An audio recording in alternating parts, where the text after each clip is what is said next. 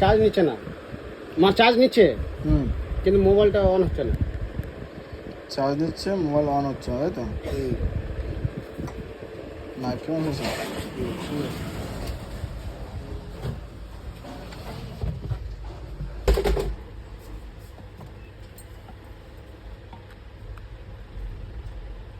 ব্যাটারির প্রবলেম নেই তো, ব্যাটারিটা অন্য ছিল তো, আমি পুরোনো মোবাইল থেকে বের করে লাগিয়েছি, চলছিল পুরোনো মোবাইল থেকে বের করে লাগিয়েছি।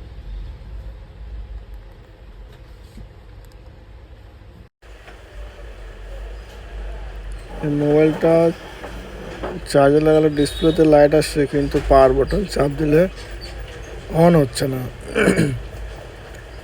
তো ওটাই খুলে দেখবো যে পাওয়ার বাটন এখানে কার্বন ফার্বন তো নাই, যাতে এর জন্য অন হচ্ছে না। মনে হচ্ছে তো কার্বন হলেও হতে পারে, কেন জলে পড়া শেড মনে হচ্ছে।